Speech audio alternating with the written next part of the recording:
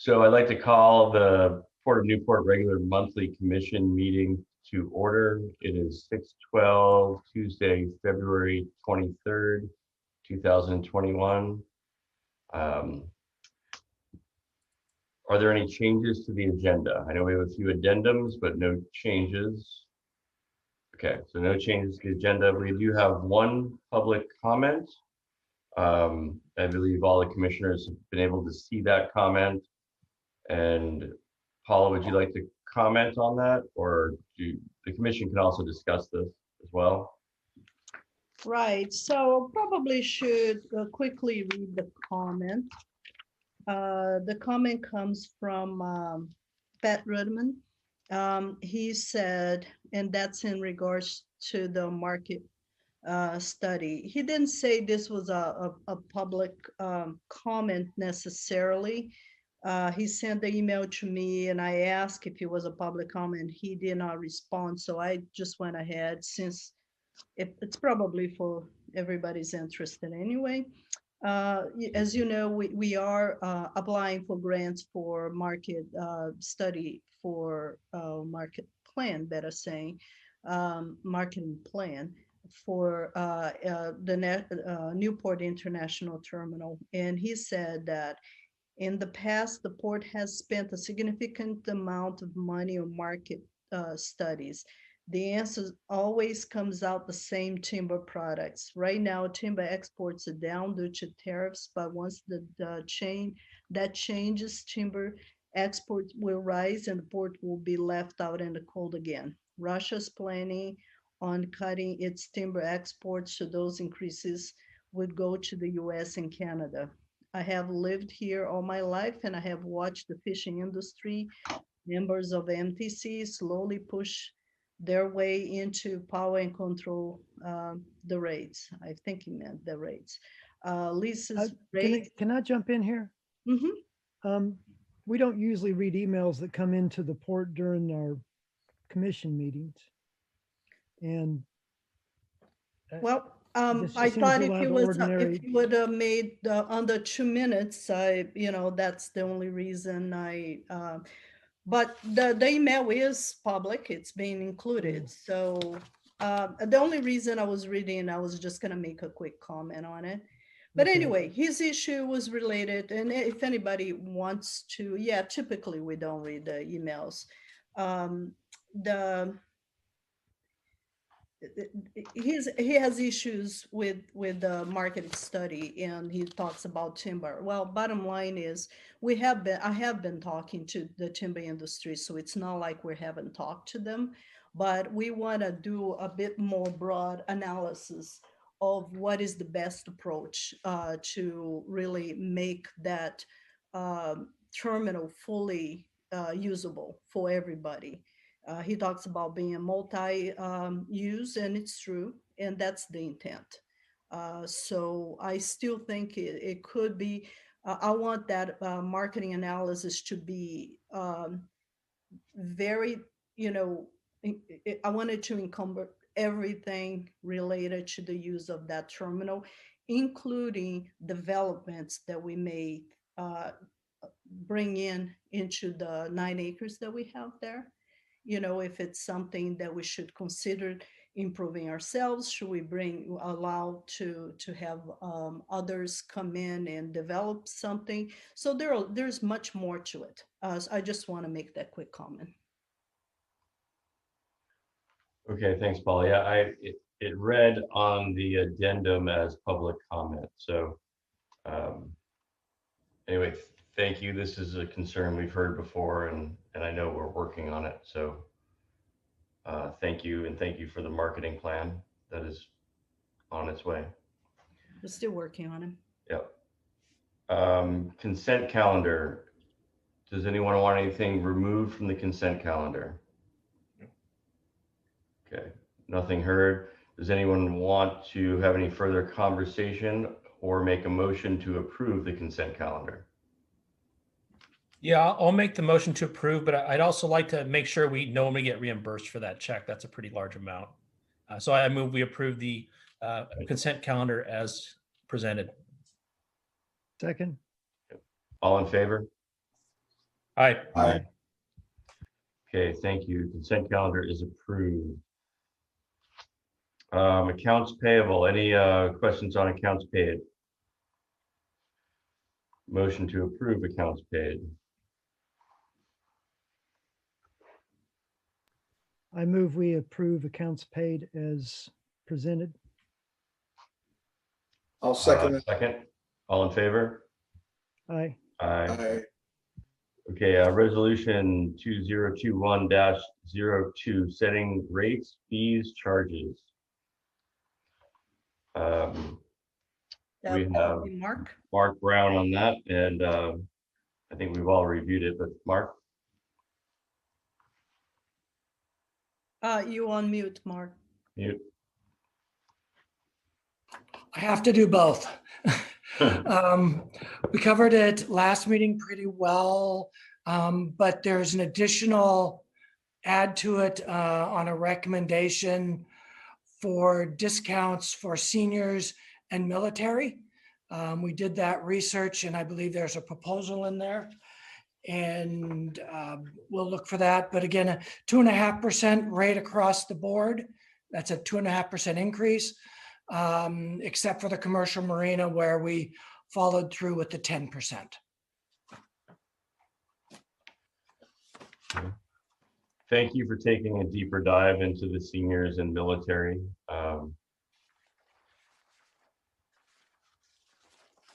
So on page 59, I believe it is, there's a motion to this resolution. I make a motion, we adopt resolution 2021-02, setting rates, fees, and charges. Do we have a second? Kelly? I saw your hand. You're on mute though.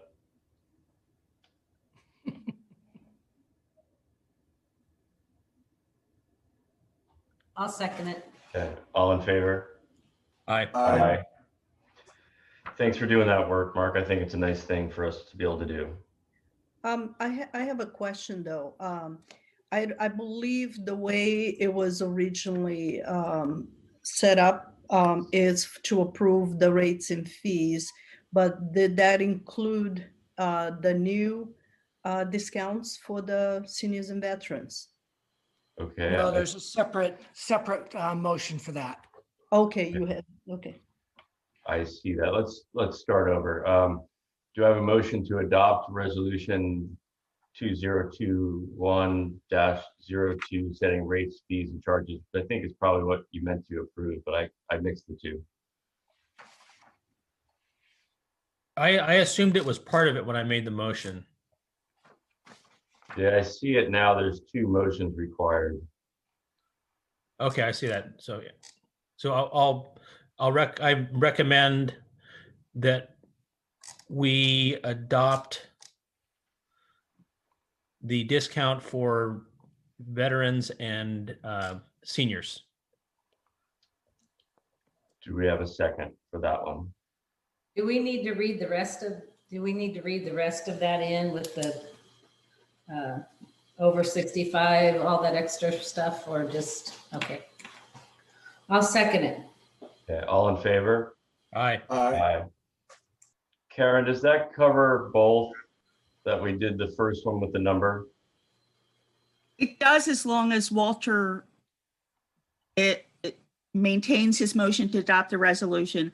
I would say, though, for the adopting the discount for veterans and seniors, I would add as presented, since it's not like for everything across the board. Yeah, that's how I would. Okay, I'll restate it. So I make a move that we adopt the discount for seniors and veterans as presented. Do we have a second? I'll second that. Okay, thank you. All in favor? Aye. Aye. Okay, no. Okay, commercial marina dredging feasibility study, Army Corps of Engineers. There's also an addendum that ties into this. Aaron? Yeah, thank you. I'm just trying to bring my video on. Give me just a second.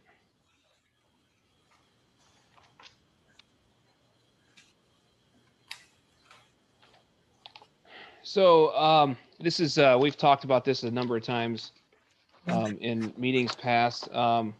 This is in response to our Section 107 Continuing Authorities Program request to the first phase, or the second phase, is to get a feasibility study done that would dredge a minus 20-foot channel into the eastern portion of the commercial marina and would open up access to commercial fishing vessels of a more modern configuration. The larger fishing vessels that can have access to the east end of the marina, which currently really isn't feasible for them.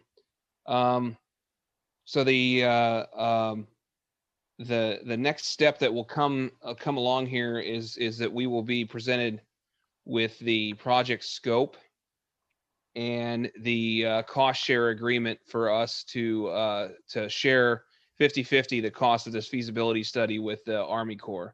And my apologies, the original report wasn't written very well. I had what I had intended to put across here is that we planned for a total budget on this thing of $950,000. We would be responsible for 50% of that.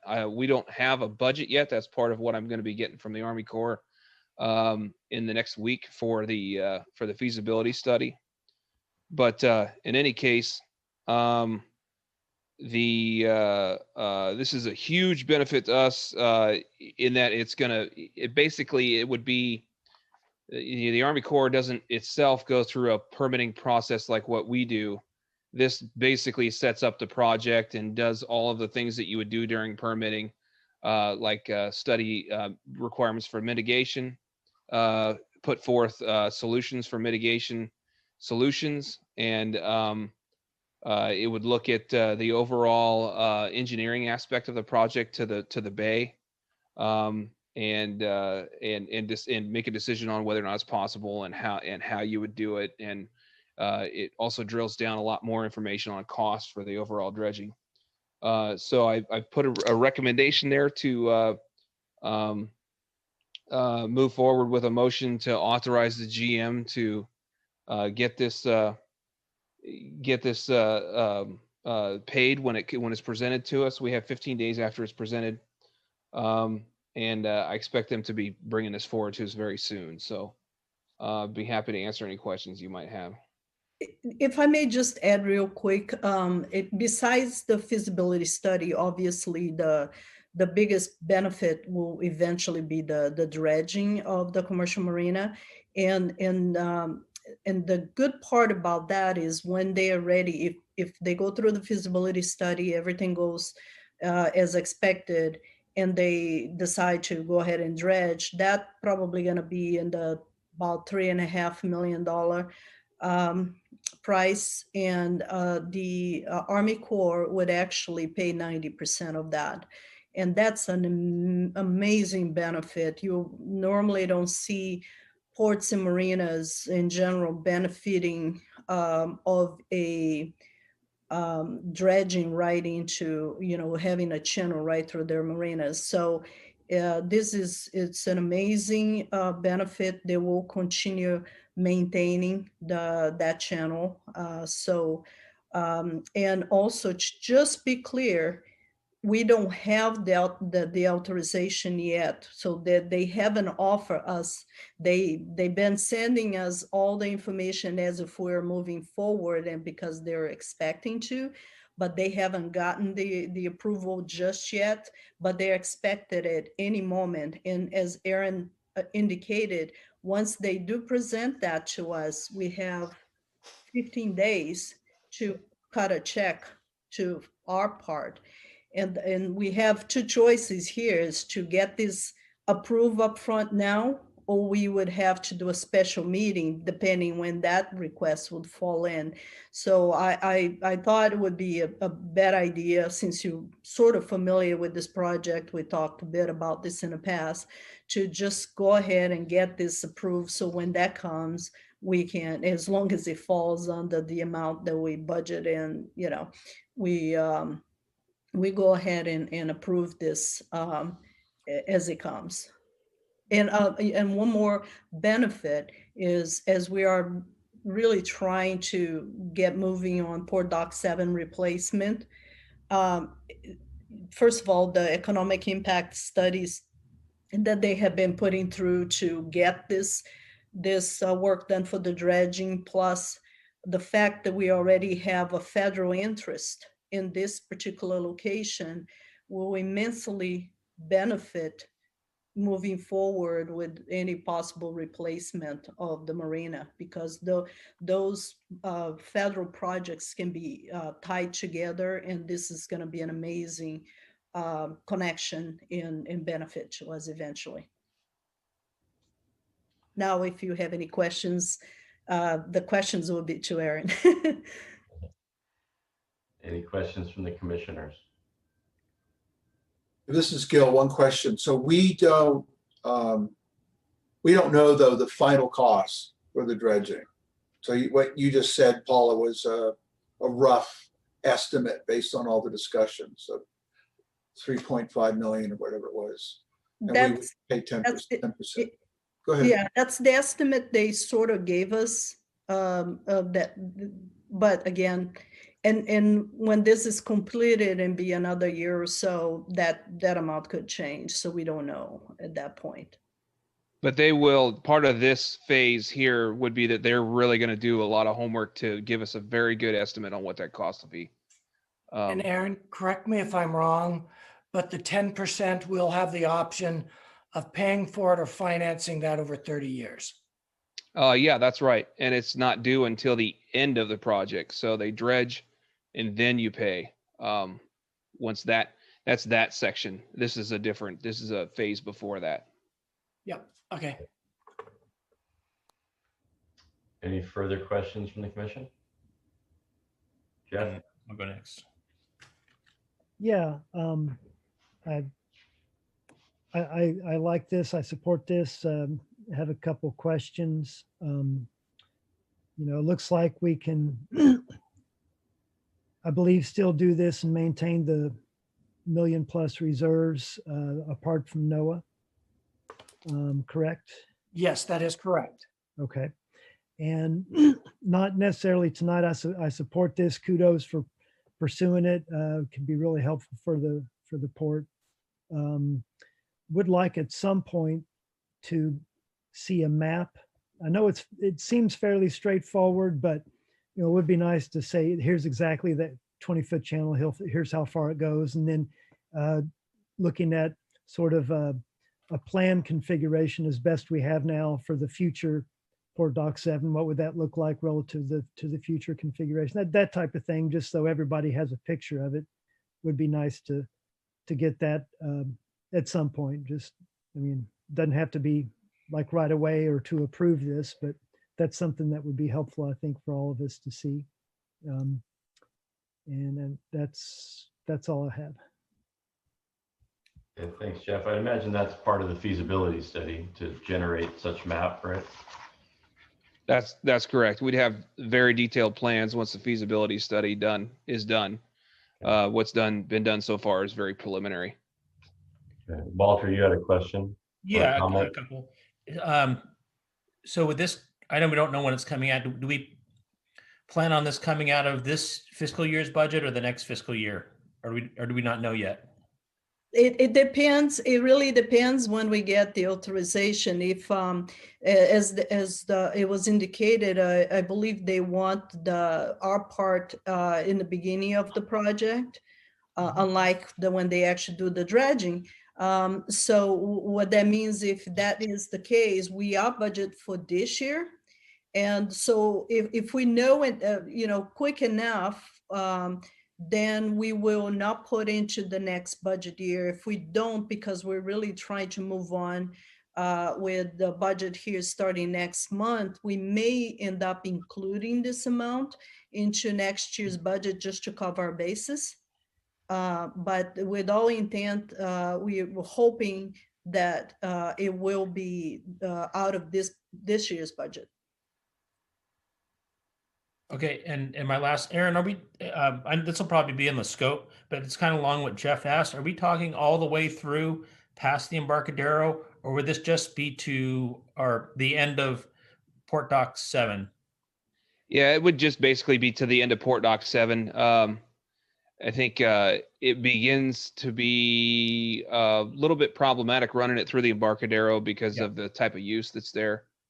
Yeah, And it's of course a lot more dredging too. So it would basically get them down to the safely to the end of Port Dock 7 all the way through all the tide cycles. Okay. And what are we dredged at now? Or what were we, the last time we dredged was over 20 years ago, correct? Are we 16 or 20 for the rest of the marina? Do you know? So I think it's over 30 years since we've dredged in the marina. I don't have a chart sitting in front of me. The original, so you have to go back to what would have been the original project plans for the marina, which is predates basically what we have on file. I could tell you what the soundings are like right now in the vicinity of Port Dock 7. We got a few spots that are about 8 or 10 feet out where this would be. Down toward the toward the entrance over at the west end, we're closer to 17, 18 feet. I think it wouldn't be very much at all. So Thanks, Aaron. sure. Any other comments or questions from the commission? Jeff, Just real quick, just to follow up on that, just more out of curiosity, how are we up to England's dock? Say again. How are we up to England's dock? What's the, do you Yeah, know this- offhand? Again, I apologize. I don't have a chart here, so I don't know. I haven't really looked too close. I know it's dependent on tides, so Right. I would suspect that it's probably around that 12-foot range, 10-foot range in some areas because, big boats get in there for cable work all the time, Yeah, but it's tide. It's related to tide. They wouldn't be able to sit there through some of the minus tides or, Mhm. count on being able to moor there year round. So, Mhm. and this project would get them down to that end. Again, the berths and the actual, the actual docks themselves, that dredging is still on us. yeah, So this basically just gives you a street into your parking lot, and we're still Yeah. responsible for the parking lot. okay, thanks. thank you. I have one question, I guess. The 90% to 10%, so 90% on Army Corps to 10% once we're actually doing the dredging, not for the feasibility study. Is that typical or is that expected? Is that, we can pretty much predict that? That is, so that cost share is a fixed, that's definitely what we would be looking at. Okay. And it's established by what depth you ask for. Actually, the cost share changes depending on what depth you're requesting, but we requested a design vessel that requires minus 20-foot depth, and that happens to be a 1090 cost share. Great. Well, thank you. I believe we need a motion now. If there's no further comment or questions.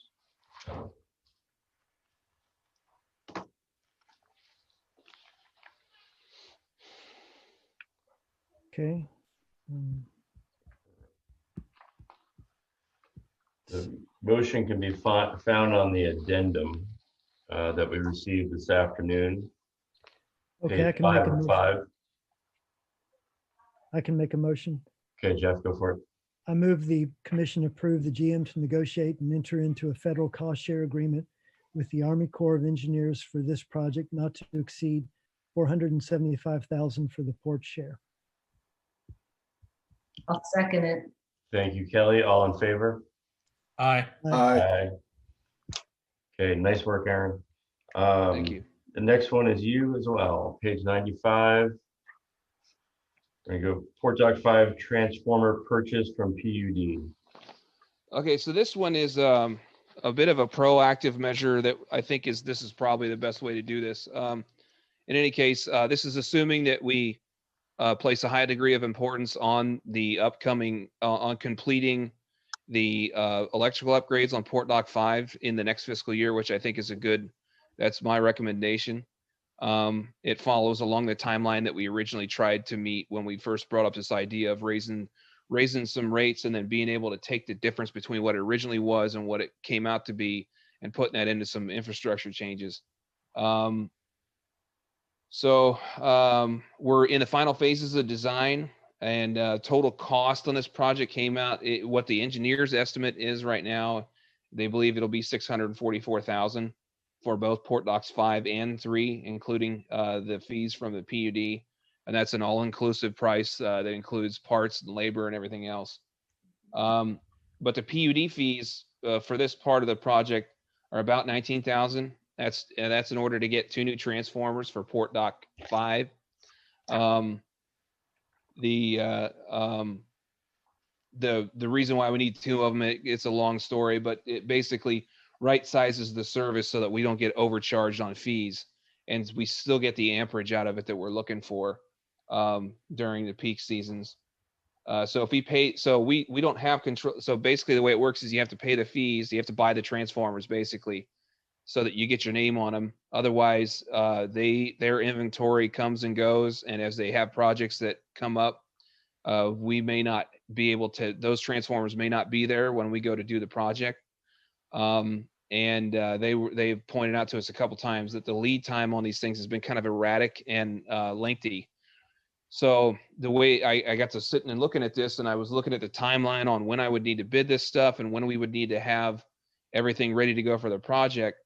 And I figured if we plan on doing this project, we want to control the timeline. So it would be a good idea to get those transformers purchased. That way we know we have them, and then we control the timeline instead of wondering if we're going to be able to do it when it comes time. So my recommendation was that we basically use some of the budget that we have in capital outlay this fiscal year and purchase those transformers for a project that will take place in next fiscal year. That way we know that we at least have the transformers, and we know that we can actually pull a project off if nothing else comes up. So that was my recommendation, and I've got a motion there, and be happy to answer any questions you have too. Any commissioner questions? No, I think this is the right thing to be doing with all those increases that we put up forth to the commercial marina. This is what we wanted to do. So do we have a motion? I move that we authorize the GM to pay $19,216.82 to Central Lincoln PUD for the purpose of retaining 2 transformers for the Port Dock electrical upgrade and marine power pedestal project. Do we have a second? Second. Kelly seconds. All in favor? Aye. Gil, she's only a second ahead of you, half a second ahead. She beats me every time. I'm just gonna have to work on that, my hand speed here. Okay, new business, rogue seawall plan, contractor selection, Paula, page 97.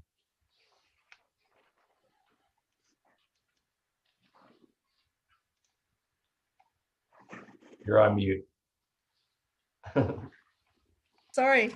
Well, I was saying that although this seems like old business because we've been working on this for quite some time, but I put in new business because it's been a while since we visit this issue, and hopefully we're starting a new process here.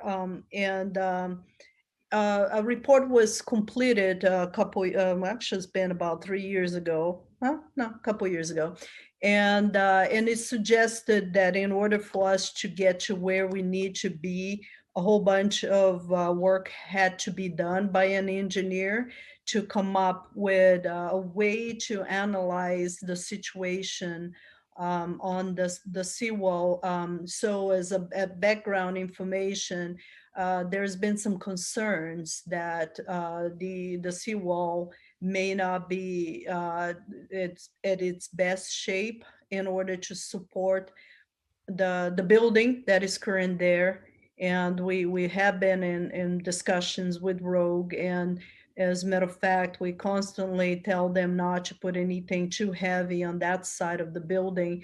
And it's kind of hard to, when you have a tenant paying you a lease, to try to keep them from using the entire building for the way they want to use the building. And right now they've been talking about constant expansion and bringing in new lines, new things within, even within the building that they already have.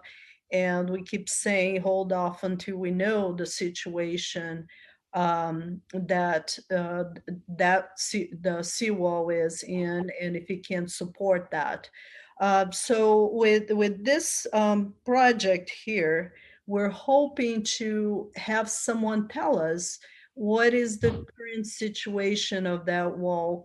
You know, can we do some repairs that will last us for a little while? How long will it last? You know, or is it in such a bad shape that we may go as far as move the building out of there, or, you know, so hopefully we don't get to that, but we really need to understand where we are in that process, and probably when we have those analysis, come up with a cost and benefit analysis to understand what is the best choice for us. Because if we're going to do repairs that will only last 5 years, what's the point, you know? Or maybe that's what we decide to do until we find a way to address, you know, the tenant, and or maybe we can do something that will cost us a little bit more, but it will be a permanent solution. And, you know, is this something that we can get grants for? All those type of things that we need to understand. So I put this the scope of work out there instead of doing a former RFP. What we decided to do is reach out to some engineers that had already shown interest, that we know are qualified to do the project. I sent out to about 7 different engineering companies. We received 3 well-qualified proposals. One was way off our budget, which, by the way, I on the last commission meeting, I mentioned that we had put aside $30,000 for this, and I think I got my head mixed up with the marketing fees for NIT, and this, we actually budgeted $60,000 for this particular project. So we do have this in budget, and we're hoping to complete it within this fiscal year. And we, out of those 3 proposals, we had 2 that were very, very close. It was a hard choice, but we decided to go with PBS Engineering, and that also includes one of the original engineers that helped with the report that was done back in 2018. So that really helps to stay within the same concept. And again, all well-qualified engineers. And if I can get an approval to award them this particular project, that would be great. And if you have any questions, I'll be happy to answer. Any questions, Walter and Jeff and Gil? We have a few questions coming up. Walter, I saw your mic go off first, so why don't you go? I was gonna let Gil go first. Nope, okay. You We talked do owe about- Gil. Yeah, so you was talking about rogue expansion. Are they talking about adding on to the buildings, Paula? To do what to the building? You were saying an extension for Rogue? Were they talking about more construction, extending their buildings? Well, at the moment, what they're talking about is bringing in more equipment, more things within the footprint that they already have. There's been discussions about possibly looking into expanding the House of Spirits. You know, they talk about, but this is just a discussion at this point, you know, maybe building a bigger building or something like that. But that is completely, you know, just discussion. Right now, they are talking about putting a couple $1 million into their existing facility, but bringing more equipment and maybe hiring more people and things like that. And actually also moving. They have been moving some of the equipment around, and one of the things we keep telling, don't bring any silos and anything like that to that end of the building, you know, and fill it with beer, because that would not be a good idea right now without knowing the situation of the seawall. And during those last king tides, I know we had some other damage. Did anybody go over there and look under the building and see if there was any Anything happened over there from the last King Tides we had? I had gone there, if I don't mistake, after the last tides. I went there with a couple of the engineers that were looking Okay. into this. I don't see that it had caused more damage, that it was already, nothing visible that I can see. All right, thanks. Gil,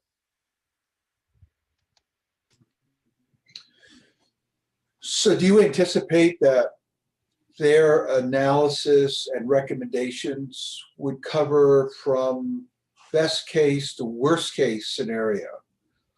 Let's say if there had to be fundamentally major repairs, would their analysis provide the framework for doing the work? Or would you have to hire another engineering company to come in and design that work as a separate contract just to put in a study to how to do that work?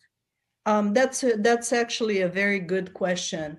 To be quite frank, I do anticipate that there may be a phase 3, because we call this one a phase 2 since the first engineering report was phase 1 of this project.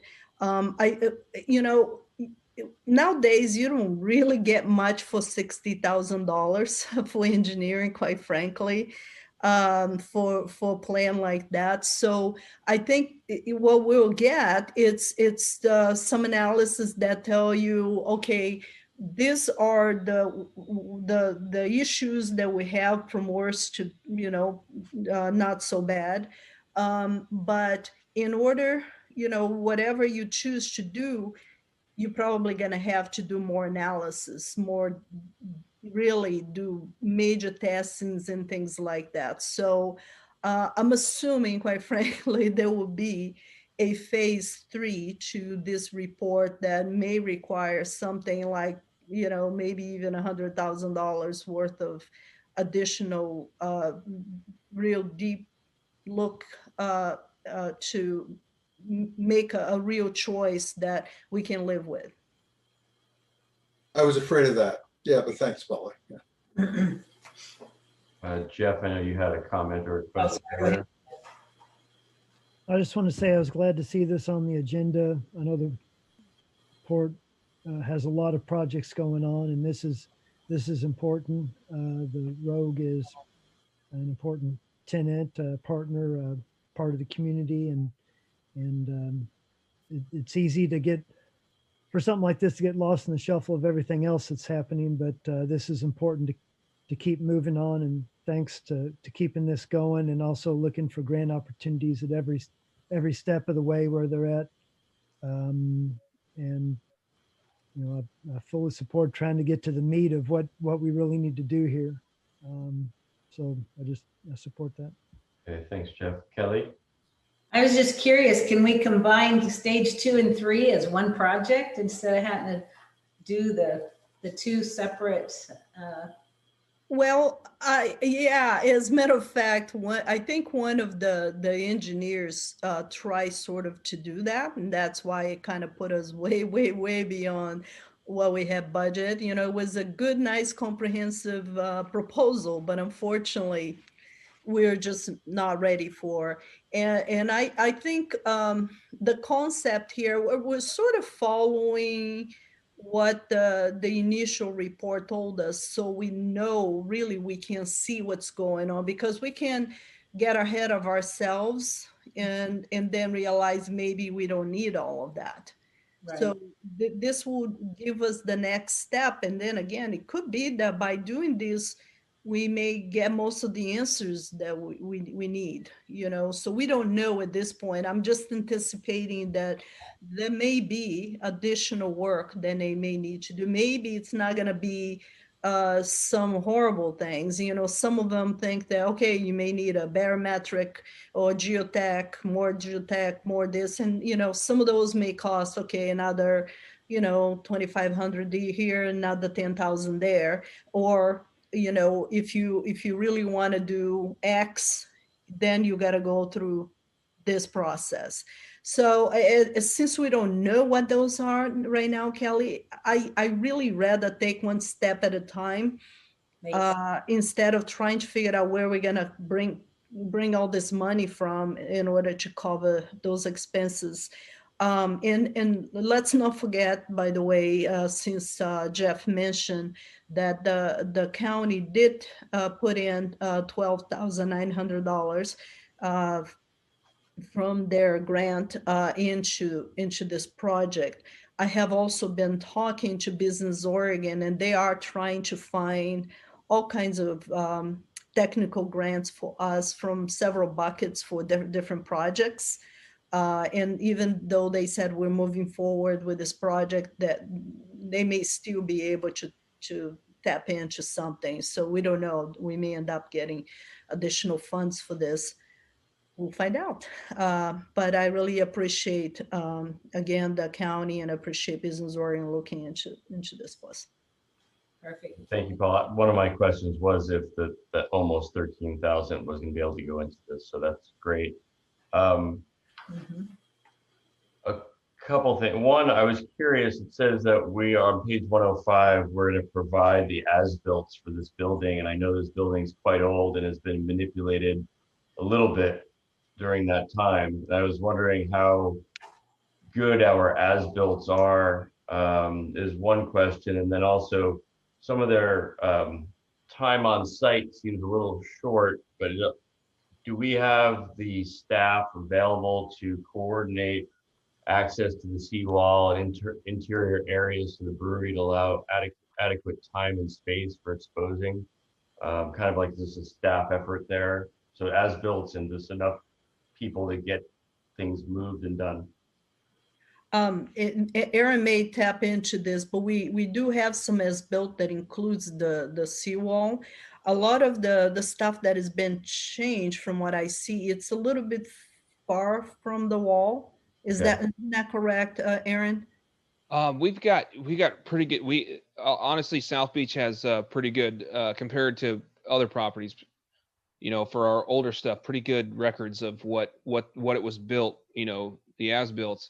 As far as the changes, we also have we've got a study from Berger ABAM back in the early 2000s or late 90s or so, where they looked at the slab, and the slab is where a lot of it's been cut into. They've added some drainage and things like that over by the southwest corner. Right. I think we've got pretty decent records of that stuff. I mean, they've definitely done a few things here and there since then, but I think you know, they're going to be concerned about the condition and the location of the tiebacks. We definitely know where they are. They're well recorded in the original documents, and they haven't. You know, there's been some repairs attempted on this thing before, but I think we got pretty good records. And on the staff front, we should, you know, Chris and I will probably work that out with brewery staff, getting them the access that they need, and that's I think we'll be able to do that. Okay, thank you. You know, as-built are sometimes a little iffy to keep current, so I appreciate that information. And let me add to this, Jim, as to both of the lower proposals pretty much talked about us providing staff to help with that part of the work. Yeah. Because you know, those things get, you know, for the budget that we had, it just adds on, and if for some whatever reason we can't get our own folks out there, we may have to hire somebody to just do that. You know, I don't think it's going to be that much, that part of the work, but we do have some equipment. Hopefully we can make it through. Great. Yeah, once they're on site, it's time. Okay, I don't have any other further comments or questions. Gil? You're on mute. Yeah, so my question is a quick two-part question. How long is the lease with Rogue? And two, is the lease contingent on these kinds of issues and additional costs in the future, et cetera?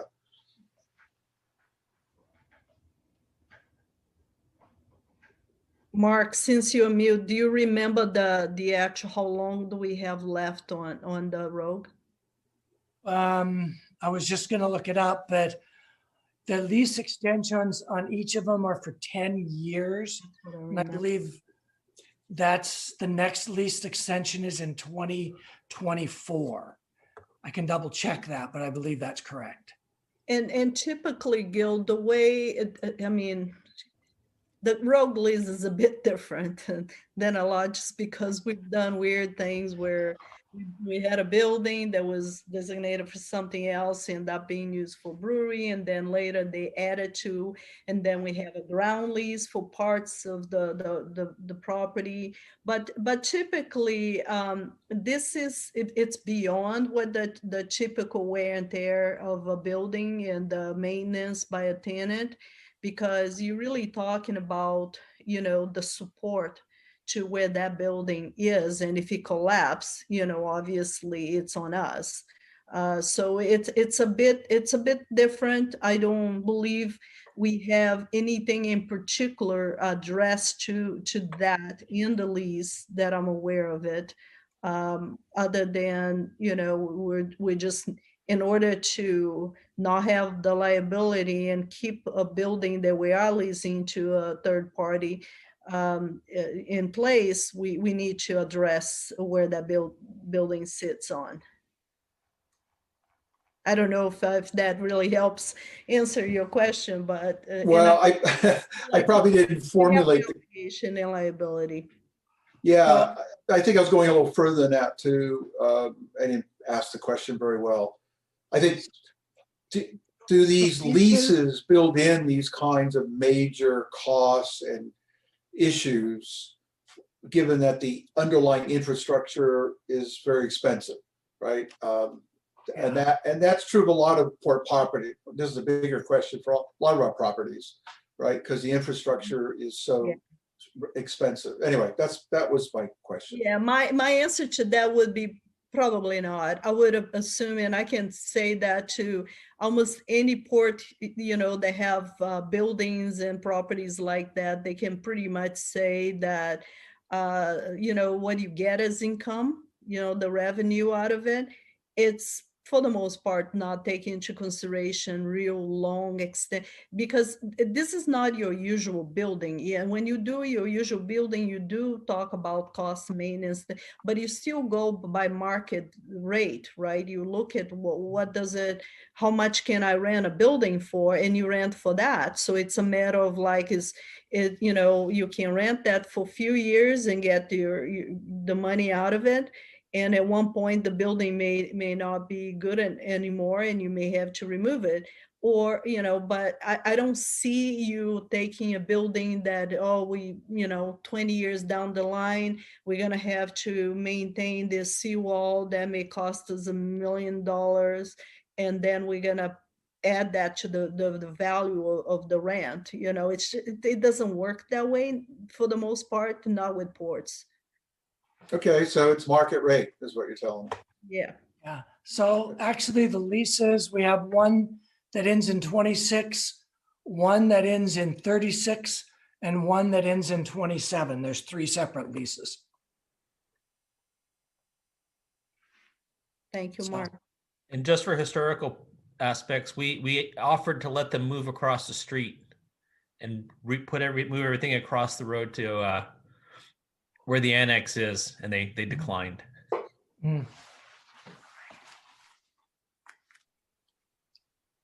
Okay, do we have a motion, page 97, to authorize GM?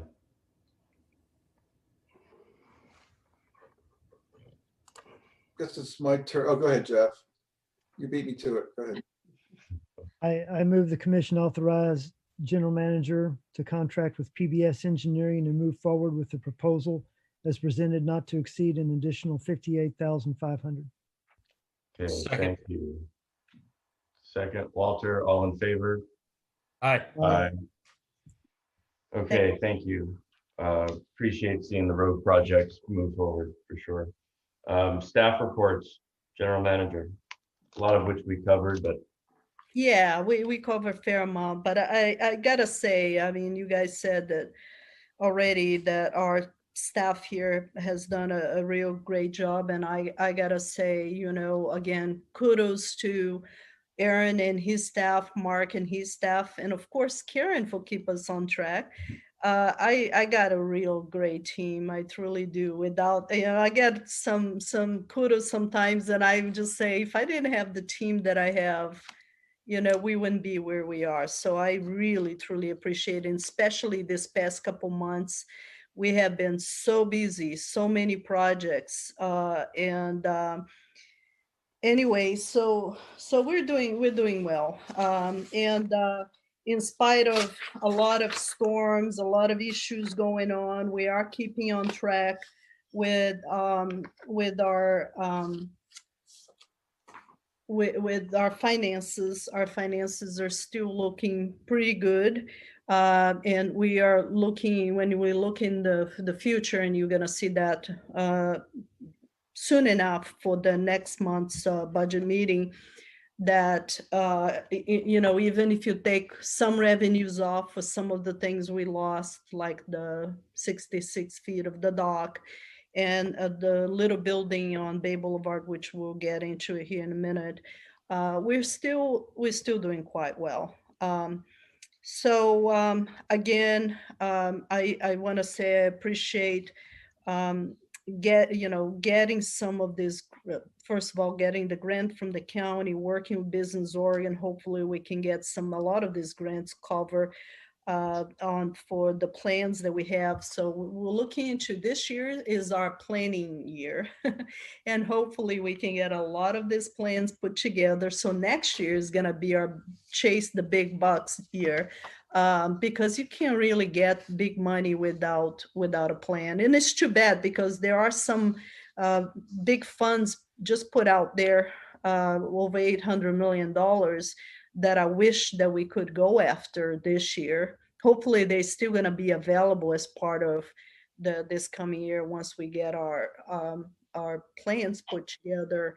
But again, if we apply for it, we're just not going to get it, because we don't have, you look through some of those requirements, and there are so many layers of things that we already have to have in hand, prepared, ready to move forward. But what we're doing right now is trying to prepare for that. So when those opportunities come up, we're ready to move forward.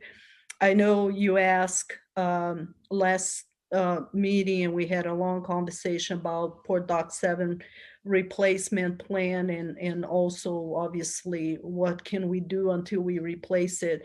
We're going to be working on a plan here. We're going to really be looking detailed. What I said things like, it's hard to put lipstick on a pig as far as can we keep adding, fixing the problem when in the next storm that is going to be falling again, or is that even a way to do that? So we're going to be looking into all of that, and we don't want to just tell you in one meeting, oh yeah, this is what we're going to do. We really want to give you a good plan. We're kind of just coming off right now, hopefully, out of the stormy time, and so we'll have a little bit of time to go through and really come up with a better plan, so when next winter hits again, we have a better idea on how to address, such as, are there parts of the dock we may close up for certain, period of time, or when we have warnings of storms, and how do we address those folks that would not have a place to go, because often if you tell somebody, sorry, you have to anchor in the bay, well, and then the storm hits and the Coast Guard come and bring them right back, what do you do? So you have to have a better plan than that. So we really going to be trying to put together a better plan here, hopefully in the next couple months, and give you some options and how we feel like we can do this. Right now, we still don't have that plan. So, so another issue from the storm, and you I don't know if you had a chance to read Aaron's little staff report there about the property located at 343 Southwest Bay Boulevard that's currently was leased to Captain Rios Charter. And we talked about during the last meeting that we had already gotten an engineer there and it did not look good. And that we had contacted the city to go and take a look at the building as well. Our engineering report pretty much shows that about 90% of the pilings are failing. And in other words, it's just not enough support for the building to a point where in order to allow the tenant to even go there and remove their stuff, we have to do some bracing, make sure that it can support, not on ongoing basis, but, few times somebody go there and do what they need to do. The letter from the city pretty much told what we already expected, which is the building is basically gone. It either you present something in 30 days to fix the problem, or you have to remove it, So as far as we're concerned, the building is condemned because there's no way we can come up with a plan in 30 days. We actually asked for an extension to even remove the building at this point. But to start with, the only way to fix the issue is fixing the pilings. And as you know, it takes a year to get a permit from the federal government to do anything like that. And secondly, you're talking about hundreds of $1,000s to fix that kind of issue. We tried to get an engineer to give us a quote, and they basically said it's no point, it's not viable, you can't really fix that, you basically have to reconstruct it. And then with the contractor, same thing. They said, well, we can fix it to maybe you can be usable for another 5 years, but in order to get to the pilings, we have to remove the building. So it's like, well, either way, it doesn't solve the problem here. So and considering we get about $15,000 a year out of that building, I don't see that being a viable option to fix the problem. We met with the tenant, we had phone calls, and then we met with the tenant. And obviously she wasn't very happy, but there's not much we can do. We don't have a habitable building to rent at this point. There are some liabilities, some issues on the tenant side, which I rather discuss that on the executive session, and that's why I set up that meeting for after we're done here, unless you don't feel like you need to hear the details of that. I would like to proceed with this discussion on the next meeting, and but it's what is that?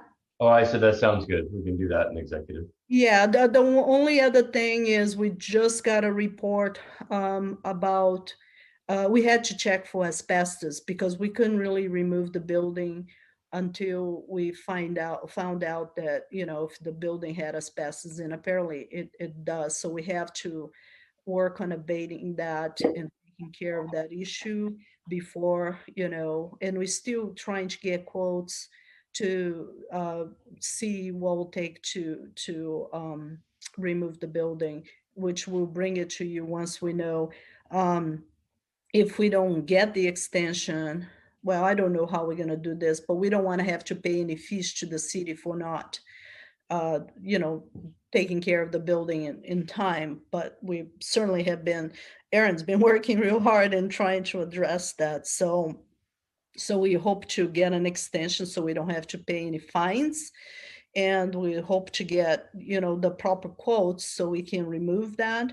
And then just as a bit of a history here, lately, more than ever, we've been getting a lot of people interested in that spot, on that location. I don't know if people will still be interested, once they know how much work it's going to be involved. You're really talking about 0.02 of an acre. That's like 800 square feet worth of property that the port actually own. Most of it is Department of State lands. But we certainly, once we decide what initiative to take here, if we decide to sell that property, which quite frankly, I consider it more like a surplus to what the port does, because it doesn't directly benefit the general work of the port. Then of course I would contact all those folks that were interested in and see what we can do. It seems like Walter has a question on that. Oh, no, well, keep on going, Paul. Wait till you're done. Okay. Yeah, I do have a question, Paula. And again, because I'm new to this business, what I don't understand is you say state lands owns most, where the pilings are, they own that land. That's what you're telling me, correct? We own only a small part on the shoreside part. That's correct. What So, about though the rights to put in those piling? How does that work? and if that you is abandon the property? Go ahead. And that is something we have to address as well, because typically when you lease property from Department of State lands, if you decide you want to terminate that lease, you have to remove the piling. So that is another big cost. Or the other choice is usually to remove the decking, and then you can pay what they call a log raft lease, which is minimal amount. Although I think once you do that, the pilings may fall on its own too. So there's a lot of things to address there. So we're still going to be stuck to a lease that we have to address. So that's why there's still a lot to be researched on this particular issue that we need to address, and then we can come with a better plan to present to you and figure out what to do, because quite frankly right now this property is more of a problem than it is of a benefit for us. So any more questions on that? Okay, so Yeah, I did have one, Paula. So I would just say that piece of property is very valuable, with no matter the size of it. We all know what it would take to say, hey, I want to build a dock in the water right now. It's be almost impossible. So existing infrastructure does have a value, and we did have job creation out of there, so it does kind of fit in with our purview. But I'd like to ask Jim if he would put a little subcommittee with two commissioners to work with you on some solutions on that, because I'm very hesitant on selling any more port property. Mhm.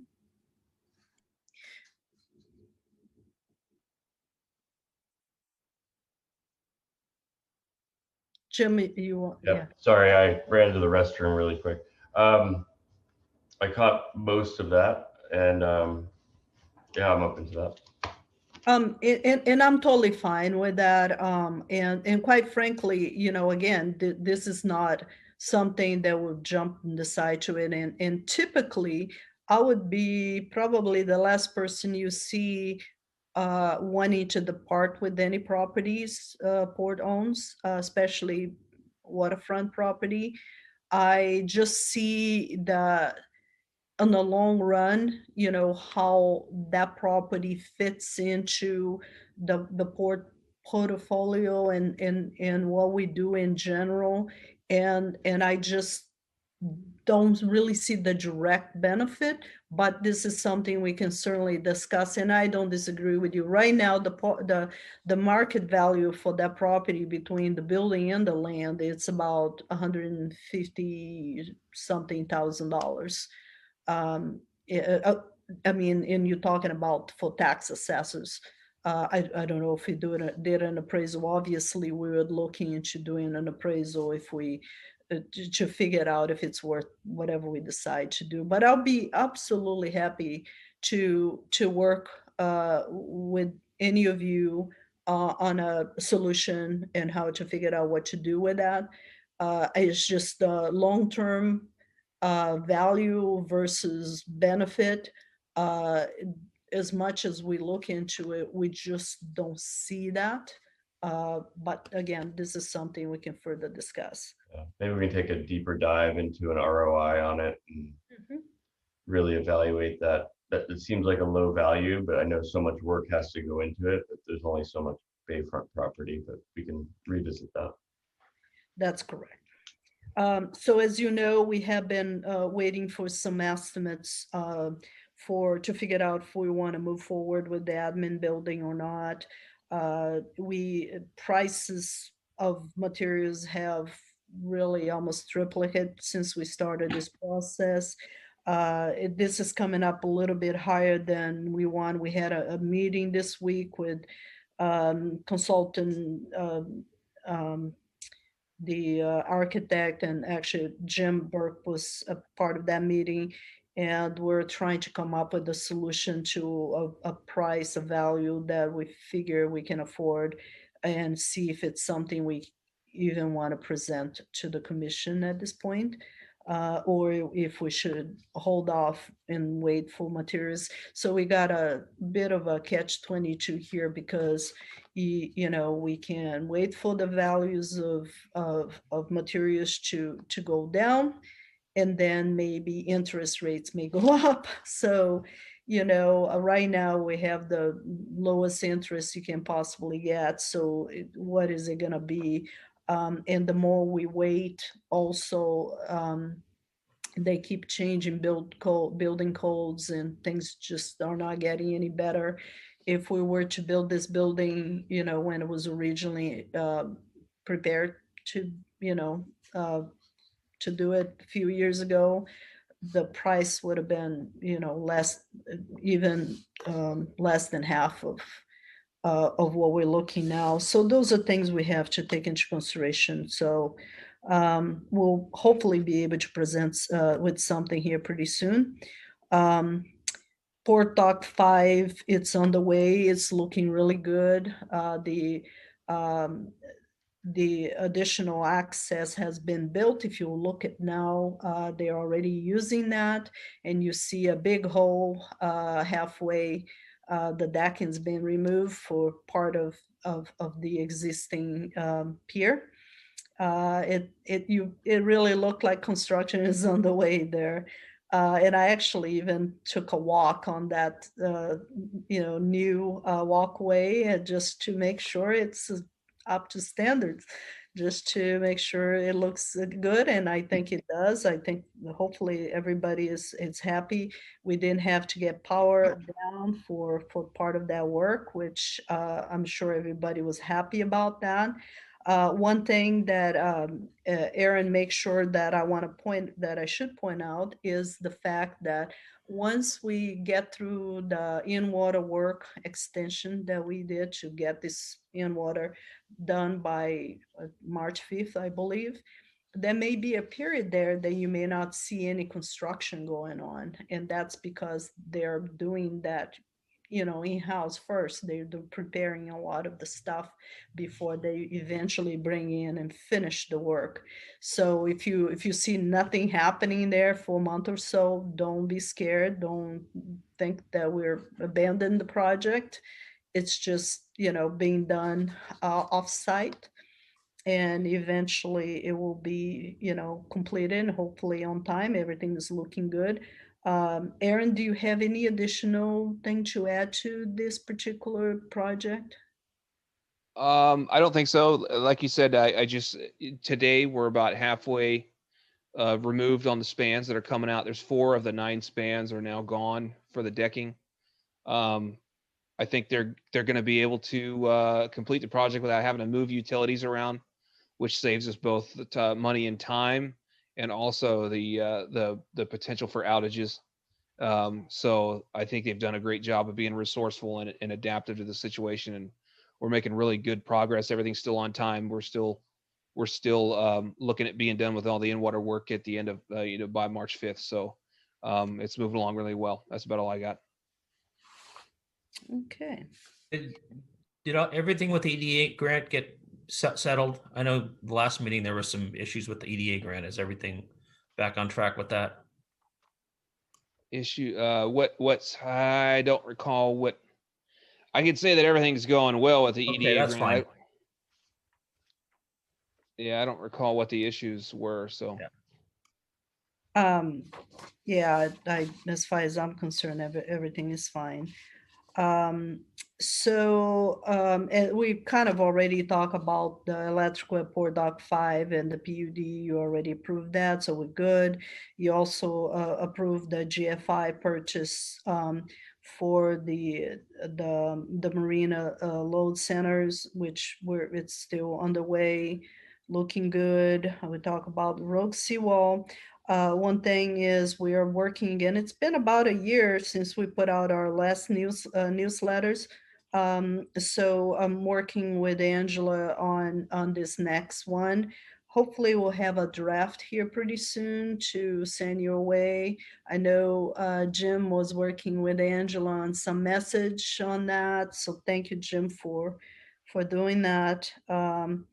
And I think we have some good stories, and we'll put that out there and get your feedback. And hopefully, we'll get this out in March sometime to the community.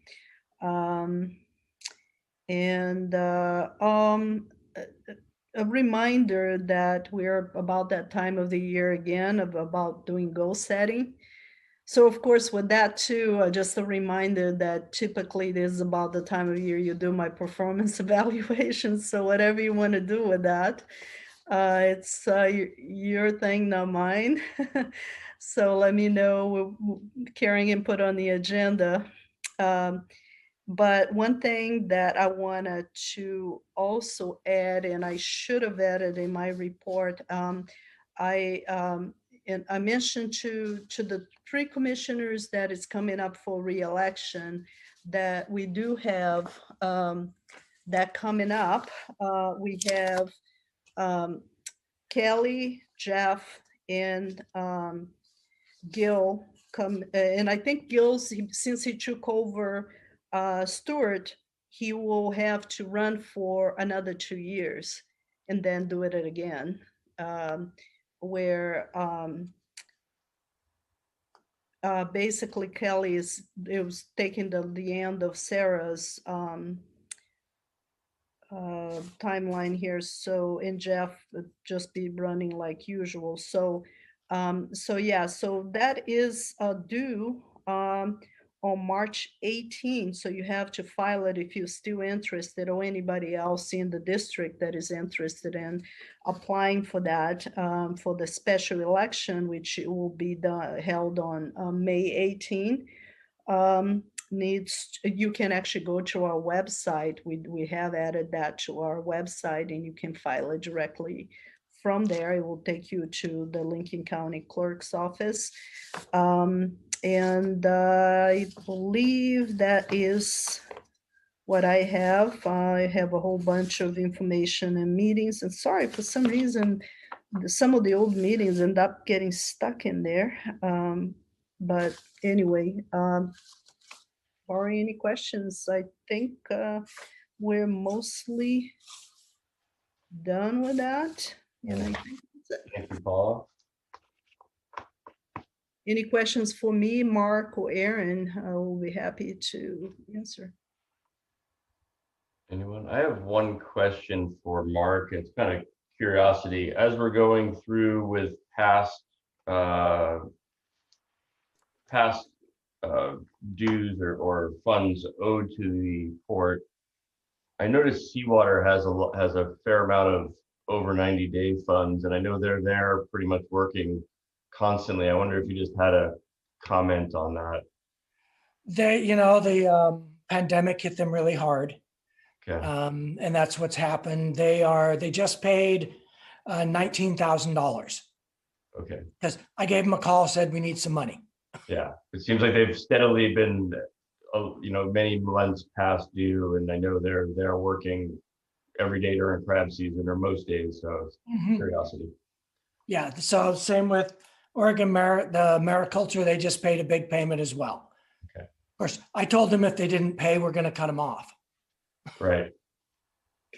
All I can say is Mark is tough. He has been real good, and very, very good in working with folks on a plan, because that's all we ask, is that if people can't afford fully to pay right now, that they at least get on a plan. And Market's been really good about, but steady in making sure people comply, but things have gotten much better since he came on board and trying to get payments. Yeah, absolutely. I agree. And thank you for keeping up with all that. Yeah, I was gonna say, good job, Mark. It looks like you got 33,000 back. Knock that down. Let's see. Let's try and get it below 1. We're working on it. Okay, commissioner reports, or are there any other questions for the director? Okay, any commissioner reports? Paula alluded to a few of our meetings. I had a meeting with Paula and Rogue. We talked about various things that they're thinking about in the future, as well as the seawall. I also met with Capri Architecture and Capri Goebel. There's a hybrid there working on this project, and Quality Construction. I guess in a nutshell, we sent them back to the drawing board to find some really good value engineering and eliminate some of the fluff and see where we can really save a few dollars and really cut the overall price of the structure down with still providing a very nice workspace. We realized that the original roof for NOAA is sitting at the NIT, I believe, and that might be able to be reutilized, because that was, I think they put part of it up and they changed designs and colors. So that would be a great savings. Another kind of changing out maybe some of the door options, maybe some of the HVAC options, saving the large deck for down the road in another budget year. Just really trying to get that price point down to something that, we can swallow, and the public can realize is we're doing the right thing, and really being fiscally responsible. So that's kind of my report. Okay, so I'd like to call this meeting to an end here. Monthly February meeting, February 23rd, 7:29 p.m. And then we do have an executive session that Yep. we have different. Okay, and at this point, I'd like to start the executive session. Not yet. Okay, you want to turn off YouTube? We're going to actually adjourn this meeting and start. There's a second Zoom invitation for the executive session. Okay. I did want to ask Paula, are we doing on the calendar any meetings for March?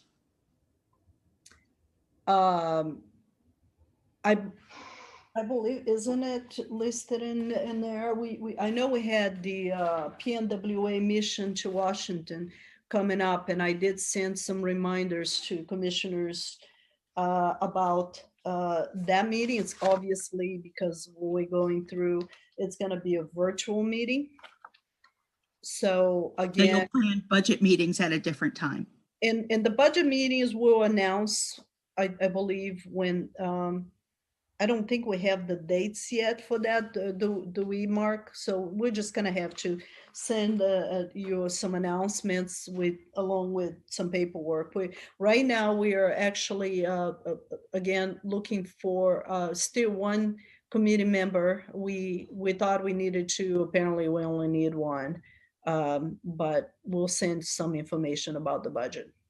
Yeah, I'd ask Karen to see if she can find a date that works for all the commissioners for a budget meeting. Yeah, and that's what I thought capital Paula would ask prioritization. at this meeting. So I apologize, but that's what I thought was going to be asked here. Okay, I didn't see that on the agenda, so I didn't mention it, but maybe that'll come down the road. Yeah, we'll make sure And you to get do- something. Do you want me to send a doodle poll? That would be great, I think. Yes, please. And I apologize, do you mind re-adjourning? Oh, sure. The next meeting will be on March 23rd, and at this time, 7:31 p.m., I'd like to adjourn Port of Newport regular monthly meeting, February 23rd, adjourn this meeting at this time.